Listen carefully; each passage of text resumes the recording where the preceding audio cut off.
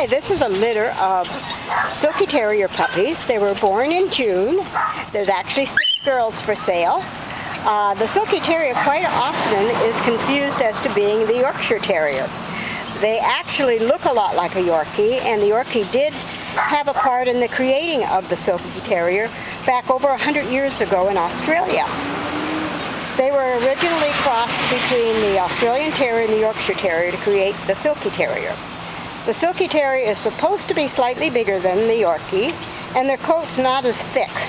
The Yorkie coat must go to the ground and is very heavy, whereas the Silky coat has a coat more like our own hair and is a very simple coat to keep up.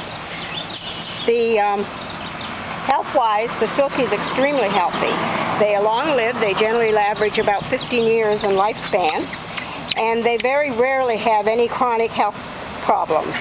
They, generally speaking, are great with children and other pets, are a great starter dog for first-time owners. They're not as stubborn as most toy breeds, and as a matter of fact, in a survey done by Animal Planet, they ranked, out of 91 small breed dogs, they ranked 12th in ease of trainability. The Silky often plays the Yorkie in the movies. 2 of the top trainers in the industry only use Silky Terriers in their movies. One was Rudd Weatherwax, who owns Lassie. He actually had one of my Silkies named Formby that was in a movie called The Iger Sanction. He worked for 13 years in the movie industry and passed away at 18. And the other one was the Frank Inn Company, which is Benji. And one of their head trainers, Terry Knapp, used her Silkies, which also came out of my bloodline, most of them, in the movie industry also. The Silky is born black and tan, and then they can be virtually any shade of silver. They list the different types of silvers, but virtually just about any silver.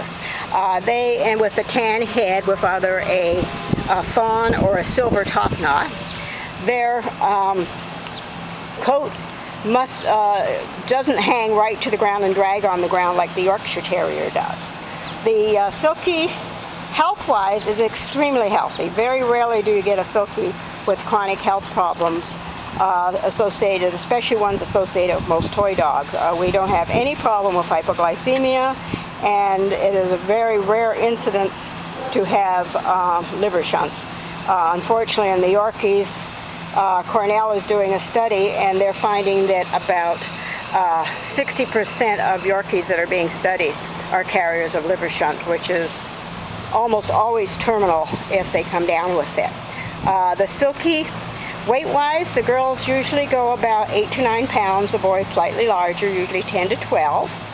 And they have got a very good trainability level. I reward my customers when they do things with their puppies. If they become therapy dogs, or they decide to go into obedience or agility, they always get a reward. And one of my proudest dogs that I have is a young dog named Leo, who's now 5 years old, and his owner has MS. He originally was trained by Love on a Leash to be a therapy dog, but they also have an affiliate, I believe, called Kindred Souls, and Leo was trained to be his owner's service dog. He basically, what he does for his owner is he actually alerts to her medication half an hour before she must definitely take it. When he lets her know, that's when and he won't settle down until she takes her medication.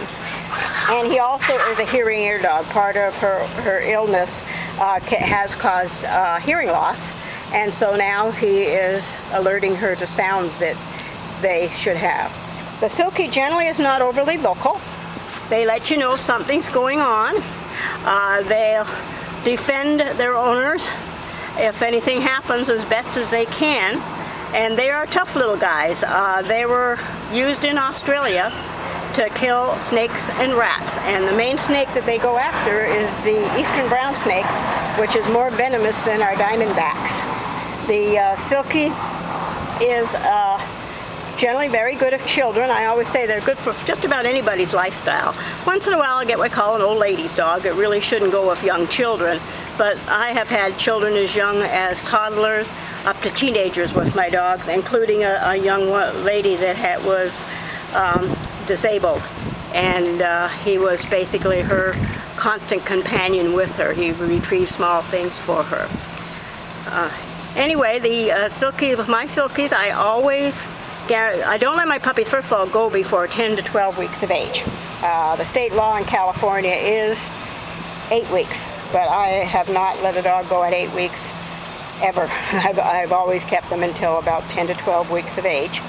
And I do not ship. My dogs are not baggage, so I always recommend people fly in for them if they're from other areas, and I usually recommend Southwest.